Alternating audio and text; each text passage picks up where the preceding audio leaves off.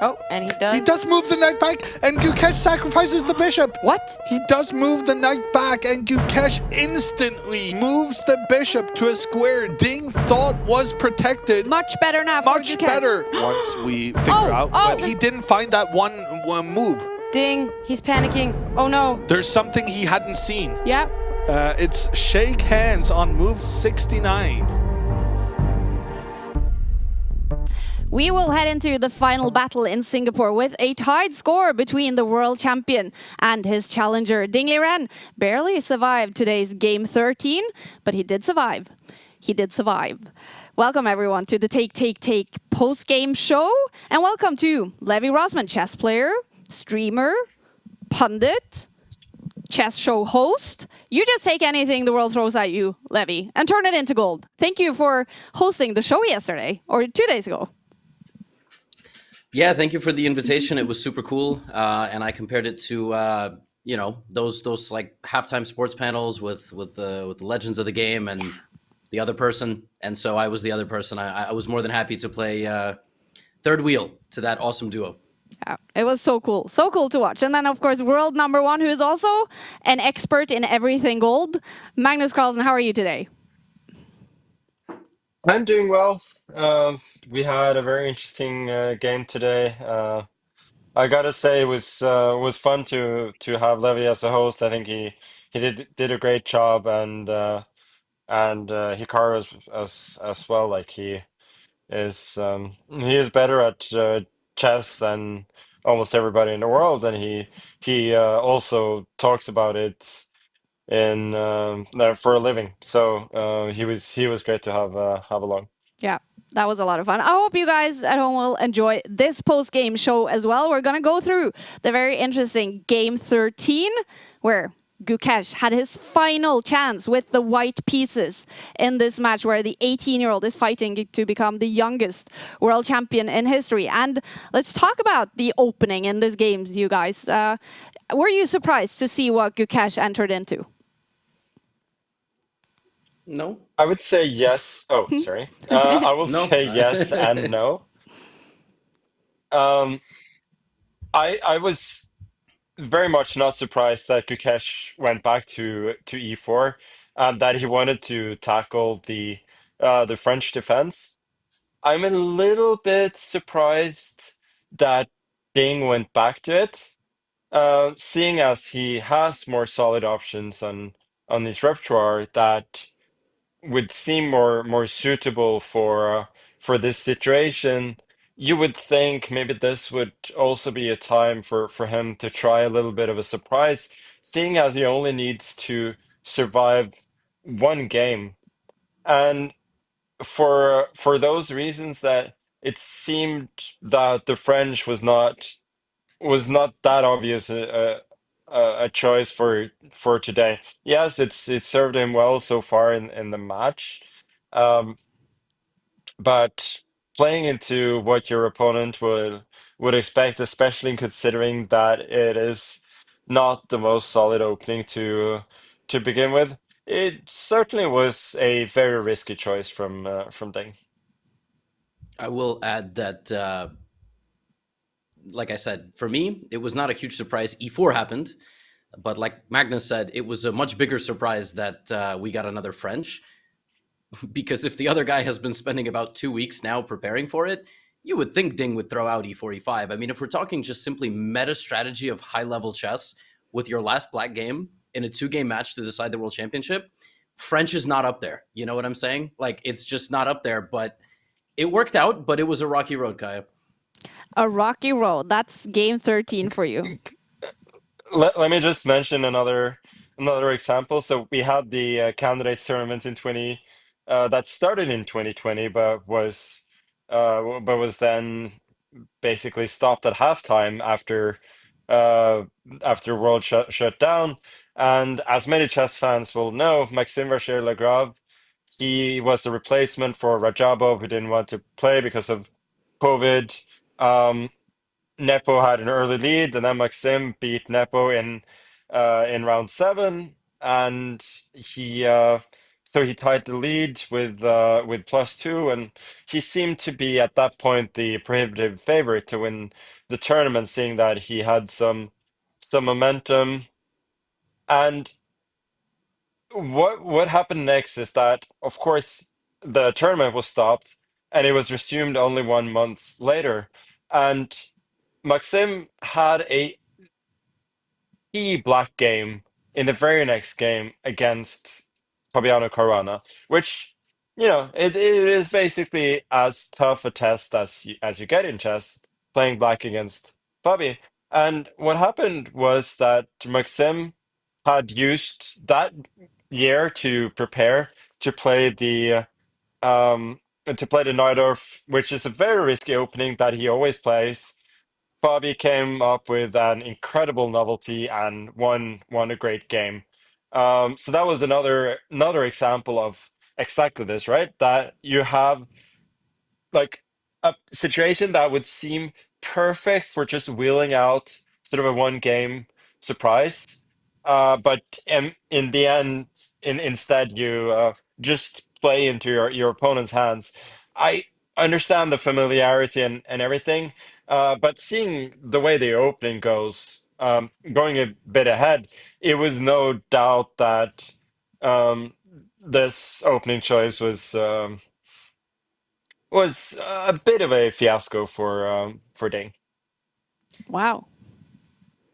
I think the next moment in the opening we should move to here is, I mean, we can pause at a3 because it was the first kind of rare move. It's the only move in that position that's not played except f4 and knight f3. Magnus, I don't know if you have some thoughts about a3, but we can also go to bishop e3 because clearly the idea there is to put the knight on f4, and that seems to be fresh.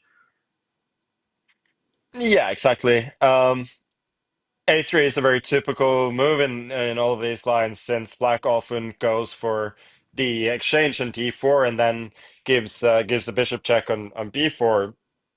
Sometimes you also want to play b4.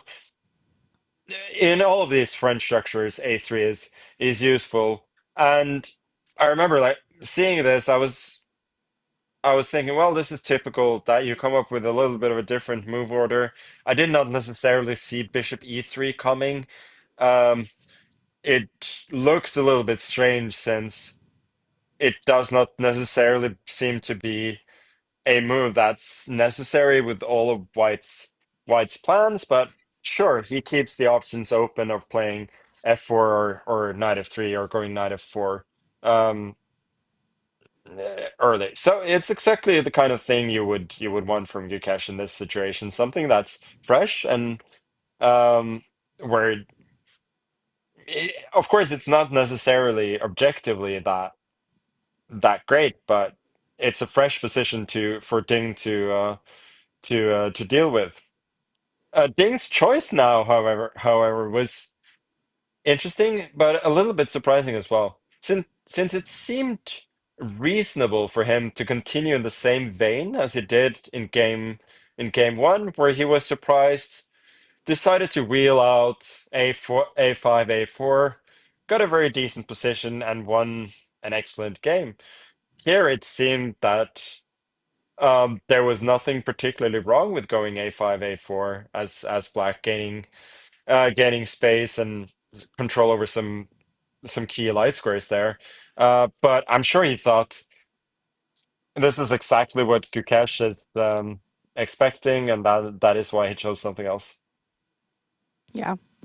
In move 8, Ding moves his knight out on the queen side, and the bar is liking this for Gukesh. Gukesh also moves his knight out, and Ding did say in the press conference afterwards that he was surprised and that he felt that his position was very difficult to play. How tough is this from the black side? Yeah, I'll just quickly throw in probably quite difficult, yeah? Like, once knight f4 happens, you realize, and you might have spent 37 minutes or whatever he spent on knight b6, and he spent another 17 minutes simply playing bishop e7. Mm-hmm. So I think a lot of that was sort of tentative, whether, like Magnus said, to play the way he had played previously. Although, again, if we simply break this down by logic, like Magnus, you said, Ding didn't play for a5 because he figures Gukesh would have prepared something like that. Then why'd you play the French? But okay, that's like a whole different conversation.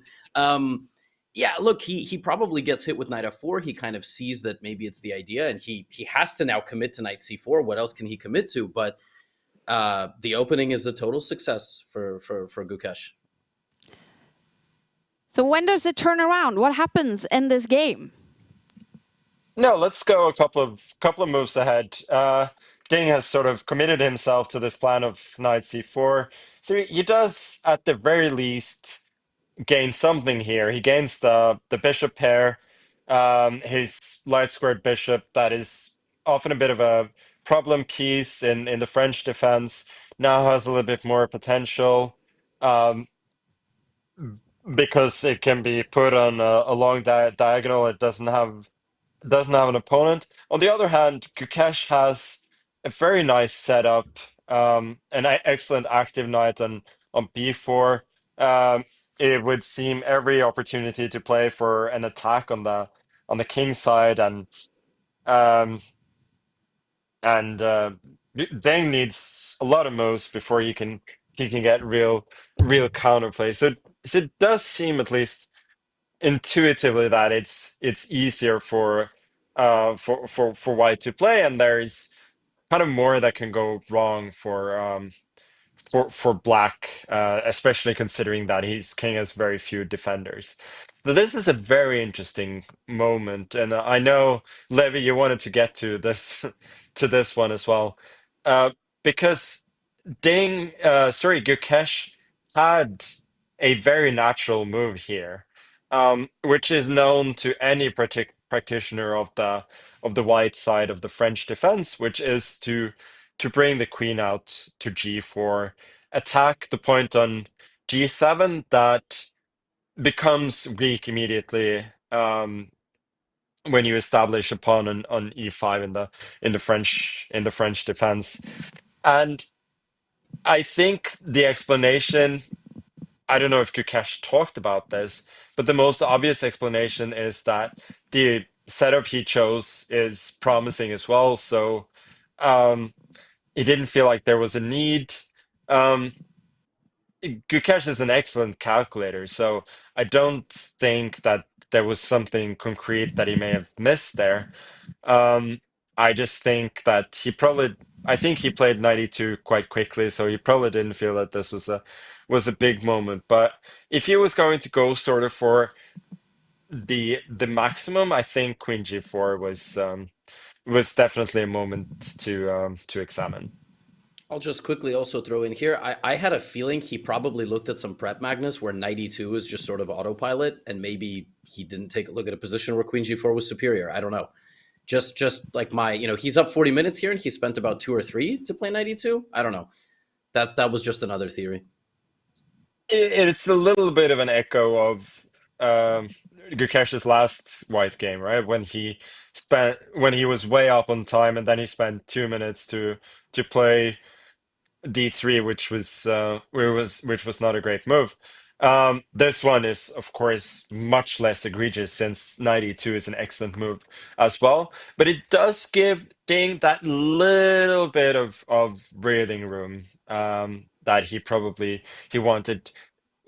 We know that after 92, while the position like the opening has undoubtedly been a success for Gukesh, there is hope. You can see a way that Ding is going to get out of this with at least a defensible position. Magnus and Levy, I have to admit, I've lost my sound to you guys. I can see you talking, and it seems intriguing. But if you don't mind, and Levy, you're an expert host, if you wouldn't mind just taking this forwards in the game, that would be great. Oh, sure. Yeah, the players are cutting our sound supplies so that they can't hear any sort of criticism, I suppose. No, but hopefully we get that fixed. Magnus, one thing I sometimes like to think about is how the average chess fan might look at this position. And, there's a dark squared bishop for white, and now there are 6 out of 7 pawns of the dark squares, yet white has like a promising position. how would you explain that to somebody that's like, well, you always tell me not, what a good bishop, bad bishop. How does white have any advantage here? There's a couple of things. White has excellent development, first of all. Fairly active pieces. You mentioned everything on the dark squares. Also, and black has a lot of pieces on light squares. It also means that um, that white has more control over the dark squares.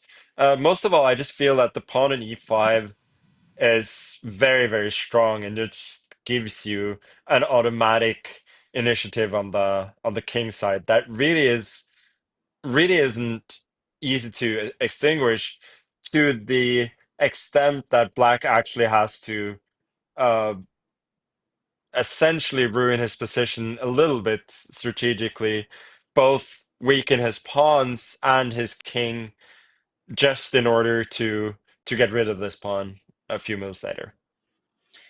Yeah, speaking of which, here Ding had the option to play f6, which is a very normal French break. So would you have played f6? How do you evaluate this move?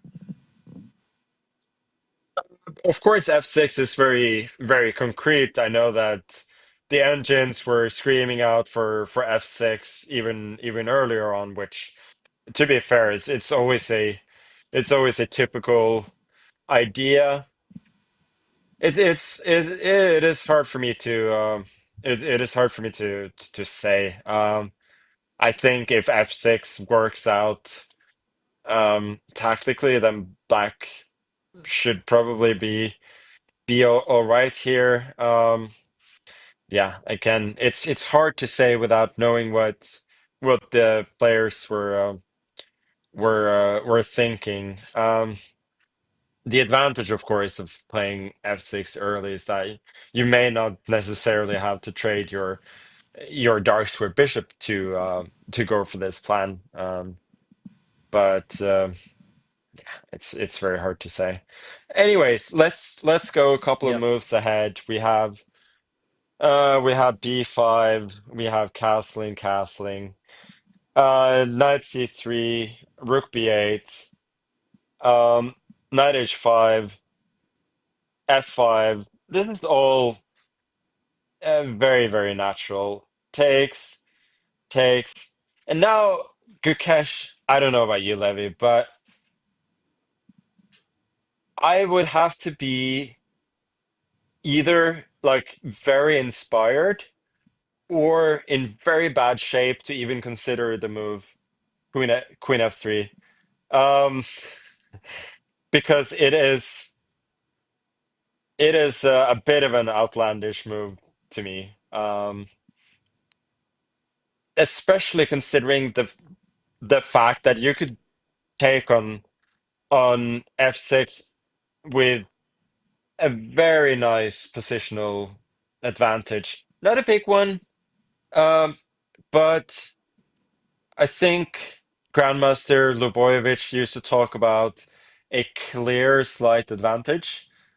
This is what this move would give you. You trade off the bishop, you go for the pawn break in the center, and your pieces are slightly better placed. Your king is safer, and all of the end games, the black pawns and the queen side are probably going to be weak rather than strong for the time being. So it's just a very nice slight edge that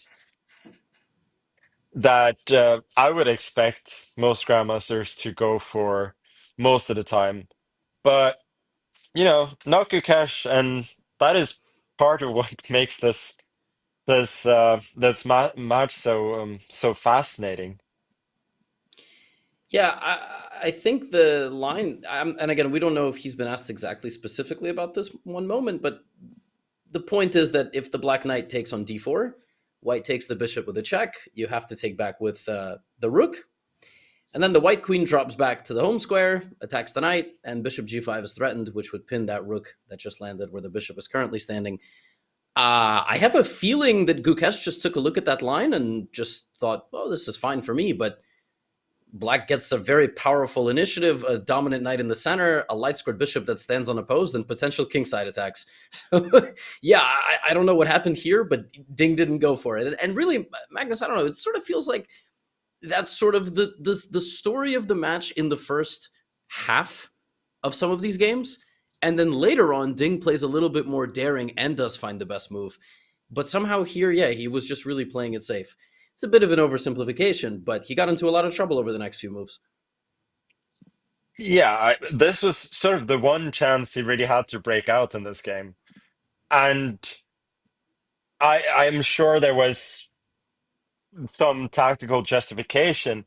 Um, Obviously, the first uh, the first thing that springs out to you after you've had the initial shock of facing this outlandish move, Queen f3, is, well, can I take on d4?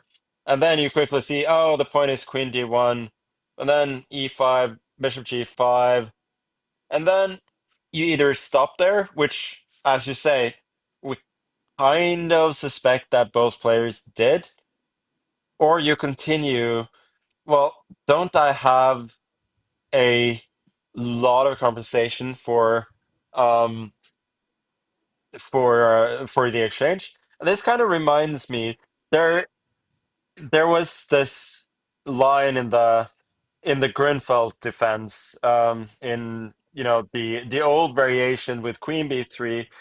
This was played long before most of people watching here started playing chess. But there were these very, very interesting positions where Black sacrificed the exchange and got this extremely strong knight on d4, a good bishop on f5, and so on. So it reminded me a bit of that, and like knowing that pattern sort of makes me think, well, this should be good compensation.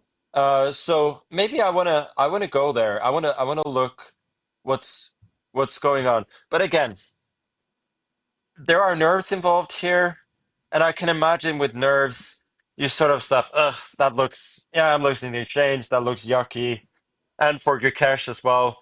It can't be too bad. Um, but yeah, I don't know. And I can hear you again now, boys. Nerves. You talk about nerves, Magnus.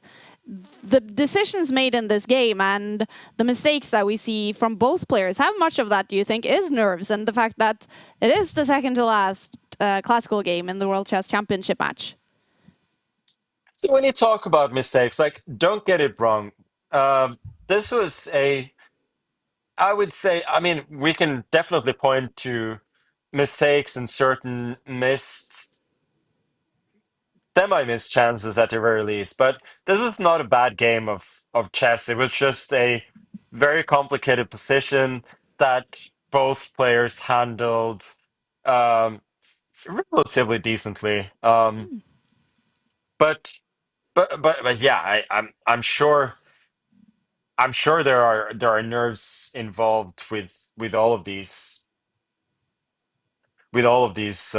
decisions. I think neither player, even though like they didn't play badly at all, I don't think they were very crisp at certain moments. Anyways, let's go a couple of moves ahead. So Ding obviously doesn't go for this. He goes for Queen e8, which is a minor achievement for Gukesh now, since his Dane's queen is diverted, so it cannot go to the most obvious square on f6, and instead his rook ends up on f6, where it's probably not too happy. So this was something at the very least.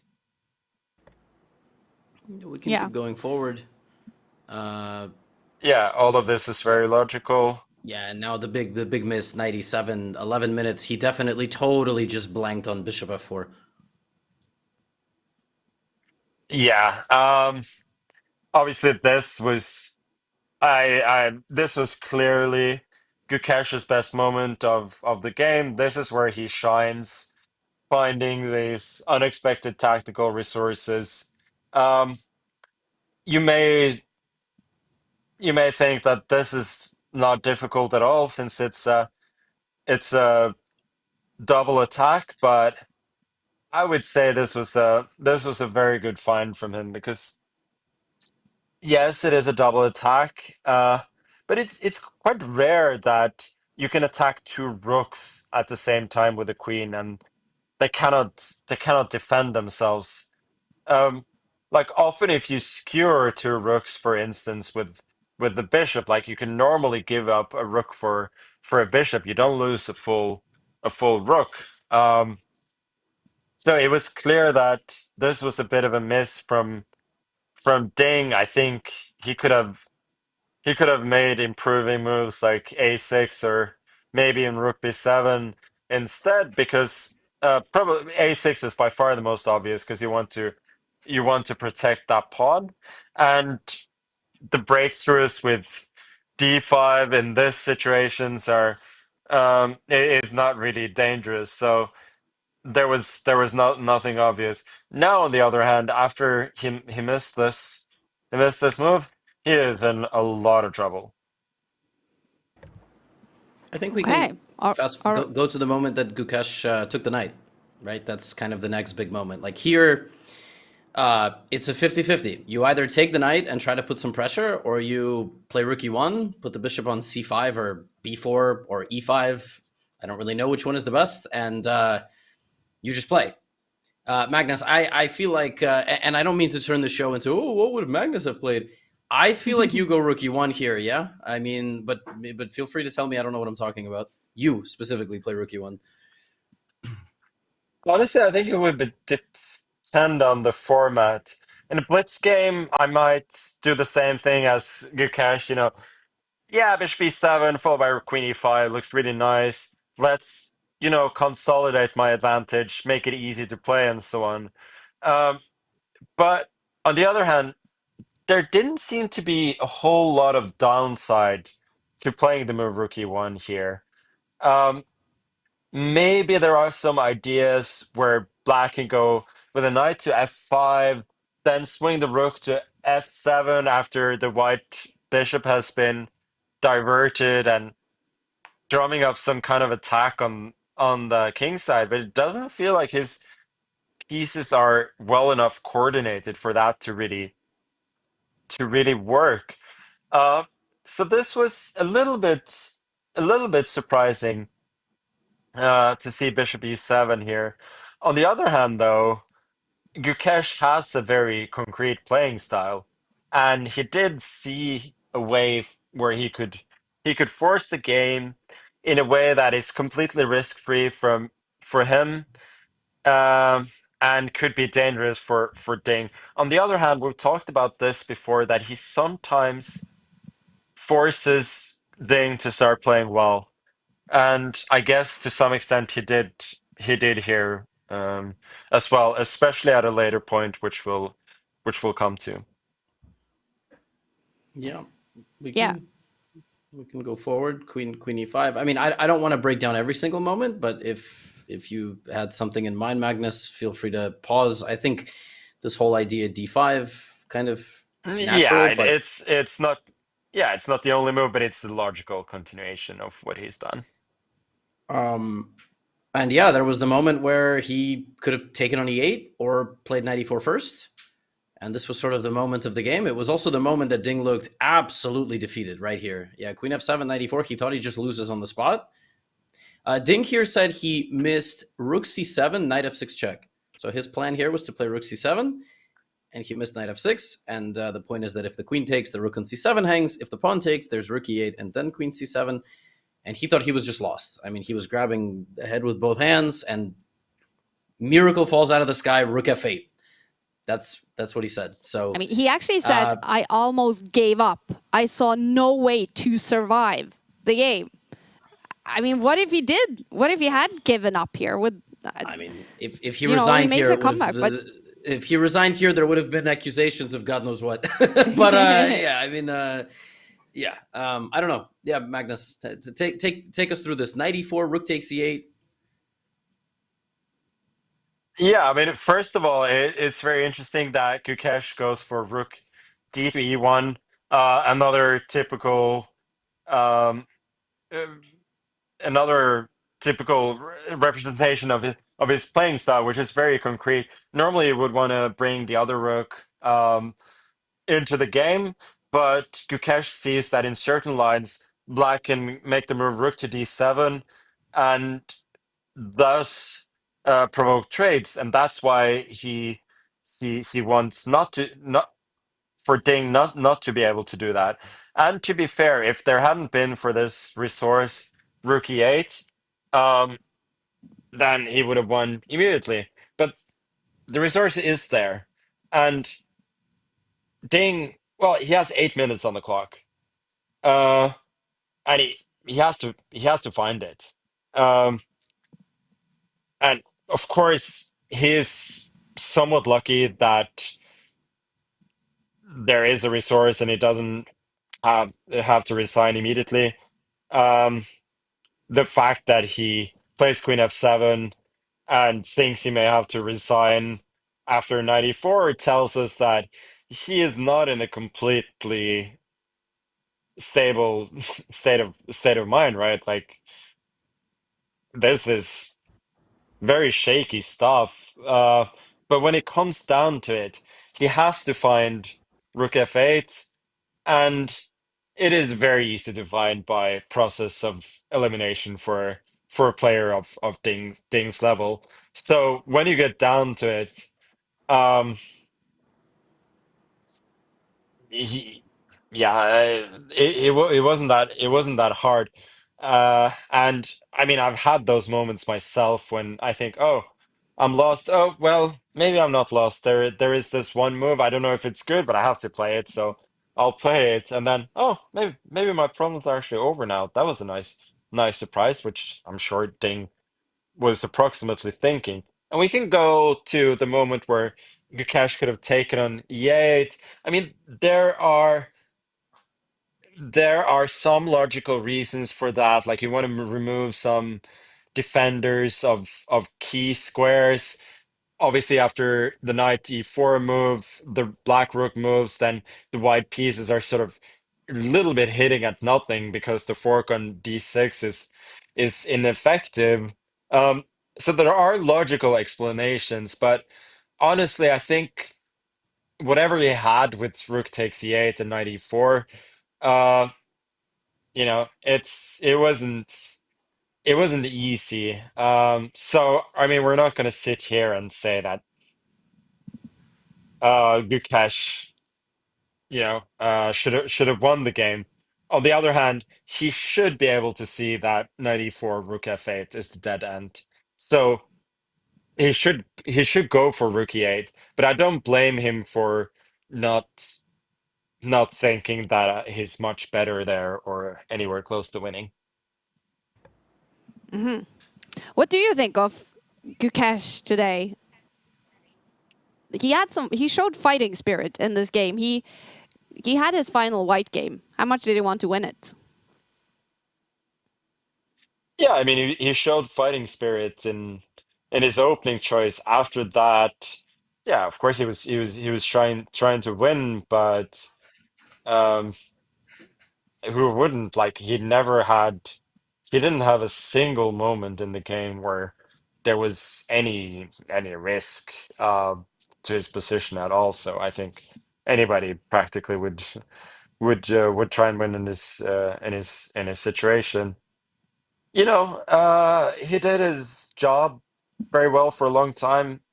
He found a nice idea in the French defense. He put Ding under a lot of pressure, and with a combination of skill and luck, Ding managed to hold, which was a quite likely outcome. I think Gukesh did a lot of things right. Of course, none of them are perfect or close to it, but you don't expect anything close to perfection in this situation. It's just too nervy.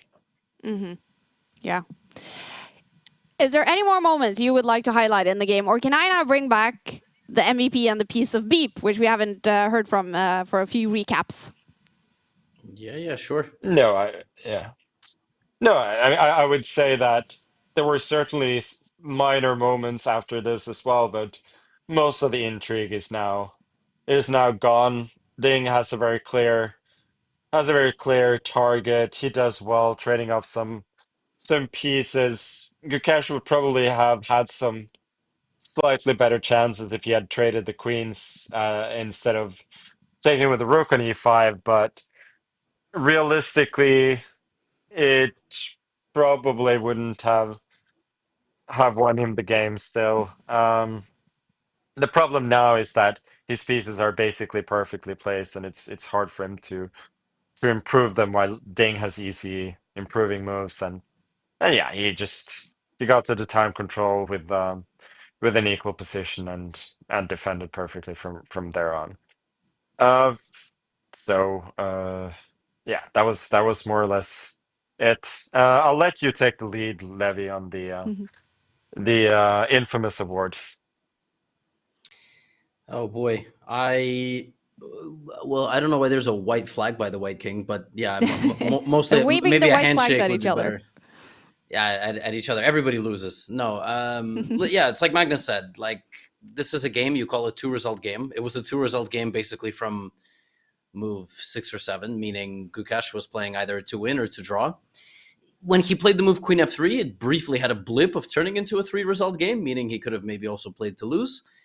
But Ding played a solid defensive move, and it does almost feel like this. The best summary is there are moments in these games that Gukesh forces Ding to play extremely well. that's again what happened, and we've got one more game to go. I'm just basically stalling time now on full screen so we don't have to do the awards. But let's do the awards. I mean, you don't have to, but I would enjoy it. I like to follow the journey in the Take app for the pieces that you choose for MVP and piece of beep. Yeah, let's do them. Let's do them. I just haven't done my homework. We're supposed to do homework before the show, and I'm sorry about that. I feel like I Ding's queen did a lot of good work today, so I think that's a decent candidate. Um, Gukesh's bishop made made had probably the best moment of the game when it sacrificed itself that turned out not to be a sacrifice. Apart from that, I don't know. A piece that had like a really bad career, I wouldn't necessarily say so. I'd say the White Queen. I feel like the White Queen really underperformed in this game. Didn't go Queen G4, played Queen F3. Like, what was the Queen up to? Yeah, let's say Ding's queen for MVP and then Kukesh's queen for the other one then. All right. What do you think? I heard you guys with Hikaru, you discussed NBA or American sports pundits and studios. What would it be like if they actually, because they often name MVPs, right? And especially during a season. What would it be like if they actually named a least valuable player for humans? Is that a they don't do the anti awards, right? I think they do Shacked and a Fool. That was a thing where they would make fun of a player a week, but that was mostly for one play. That wouldn't be a season long award. I feel like it's mean. I think chess I is know. we're too classy. We try to be like tennis or golf. Like nobody really talks too much trash about each other. So I don't know. What do you think? No, I think like we can talk about the individual pieces, and I think we're trying to be as fair as possible. So when somebody does something really well, we praise it. When they don't do as well as we would hope or expect as pundits and chess fans, then we point that out as well. As for the pieces themselves, I feel like in a lot of these games. Um, it's just difficult because um, every piece's journey is complicated, and whether it does good or bad, sometimes it's obvious, but most of the time, it's not. Most pieces have fairly mundane careers. Certainly. Well, there's going to be a peak in someone's career coming up. Game 14 tomorrow. Dingley Ren will have the white pieces. If it's a draw, we will see tie breaks to decide the World Championship match. If we have a winner, that person will be the world champion. Who is the favorite heading into these the last day or last few days? Magnus, I'll go first. We were at a point. Magnus said something along the lines of, we're quickly reaching a spot where Ding is the favorite and Gukesh is no longer the favorite. Let's put it this way. What can we say? It's the white pieces for Ding in game 14. I doubt much risk will be taken, so probably he will be playing for 2 results unless Gukesh goes all out. And then it's rapid tie breaks, and it's 15-minute. I don't know. It could be 60% right now for Ding. It really could be, but I don't know. And he said tomorrow will not be a short draw. Mm-hmm. You believe him, Magnus? I think Ding is usually honest about what he what he wants. I think he probably shouldn't mind a short draw. Uh, I feel like it would be a mistake for Gukesh tomorrow to play strictly for a draw. I think that's making it way too easy for Ding. I really this is partly based on hope as well. Like I hope we'll see an interesting game, even though it's a little bit like it is in football. That then when a match has come to a certain point, you kind of hope to see penalties. But I really don't think that that Gukesh should let Ding get off that easily. At the very least, like to put a little bit of psychological pressure, because if you come into this game as Ding, he says he doesn't want, but well, we don't really know that. But if he wants a short draw, and then all of a sudden he's faced with very difficult decisions that could potentially win, but also cost him the match. This can be very difficult. And if Gukesh is actually determined from the start that he wants to fight, he's not in this situation where I'm gonna try and play it solid. And if Ding wants to fight, then great, that's a good outcome. But if he wants a draw, I wouldn't mind a draw at all. So I think Ding nominally should be a slight favorite um, for the game tomorrow. Is he a bigger favorite in the game tomorrow than he would be in a tiebreak? I don't think so. So that's why I feel like a lot of the pressure is on Gukesh tomorrow to make the game interesting.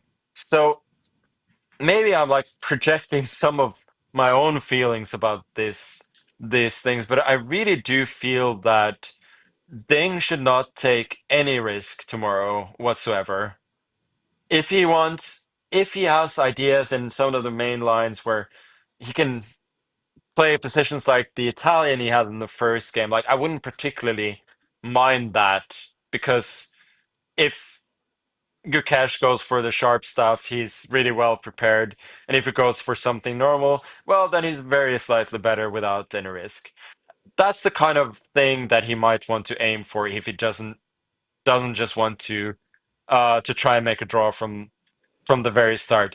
I cannot imagine that Ding at this point feels that he'd be an underdog of any sort in Rapid. I feel like Gukesh has not shown anything with little time, either here or in other tournaments that suggests that he's gonna handle that better than Ding will. Tomorrow, I will say, as a final note, I expect either a London. Obviously, Ding could play knight f3. It worked last time.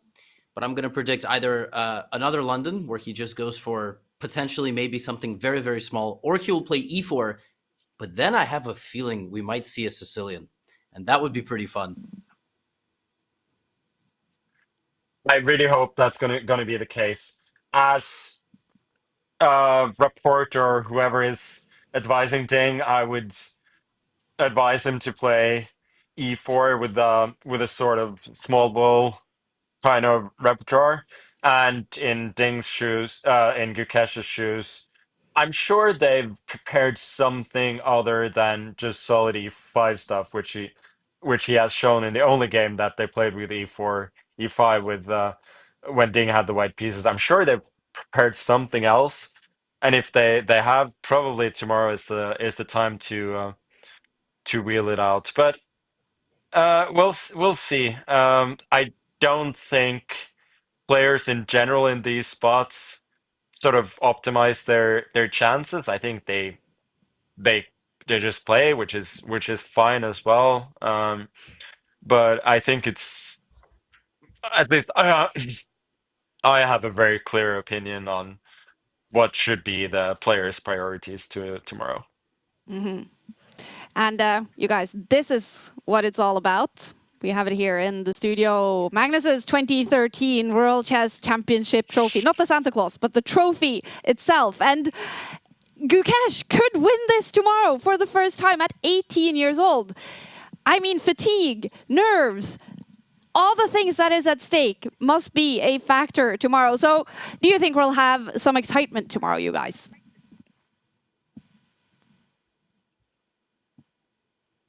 I predict not a huge amount of excitement. Actually, I'm really hoping for it, but actually, I'm not. I'm not so sure. We haven't had a decisive final game of a world championship in a long time. Well, we did have Topalov Anand, where Topalov went all out for the win in the last round with White and lost. So there is some precedent, but when the player with the white pieces is not necessarily incentivized to take risk, the game is normally not super interesting. So I would side with you, Levy. I would not predict it, but I think we definitely have to be prepared for both possibilities here. I would say that in situations in the past, for instance, my match against Karyakin, anybody who knew me in remotely would say at that point, well, I was just going to sweep the pieces off the board as soon as possible and get to tiebreak. This is a less clear cut case. We'll see what these guys are made of, because one thing is knowing what you kind of probably should do, and another thing is actually doing it. It's not easy. Oh, it's not easy at all. And we'll know tomorrow. Finally, you guys, of course, it's a chess birthday today. Every day is a chess birthday, and it's the legend, Vishy Anand. He is turning 55 today. Should we now, can I ask you one final time to sing the happy birthday? Can we finish the show with you guys singing? I can wish him a happy birthday, very heartily. Sing. Maybe we'll sing if the match is decided tomorrow. Ooh. Yeah, we'll sing a belated birthday. Yeah. Please, let's not cause any unsubscriptions to the channels or anything like that. No, of course, Vishy, legend, heartbeat of Indian chess, and there's not enough things you could say positively that would summarize his impact and him as an individual and so on. And I had a very fun story this year where I interviewed him at the Candidates in Toronto. And a month later, actually later that month in April, I was traveling in the Netherlands, and my wife and I went to Den Haag, and we went to the Maurits house, like the museum, and Vishy was there with his family, just completely randomly. So I managed to see him in Canada and the Netherlands like 3 weeks apart. And he was a sweetheart, and his whole family's wonderful. And yes, I hope he has a great birthday. I agree with that. And I hope you too have a great rest of your day. We'll see you again tomorrow to recap maybe the final day of the World Chess Championship match. Magnus and Levy, thank you so much for your insights and your excitement. And everyone at home, thank you so much for watching. We'll be back tomorrow. Game 14, maybe the World Chess Championship match will be decided. Ding and Gukesh fighting for the crown. We'll see you again tomorrow. Thanks for watching.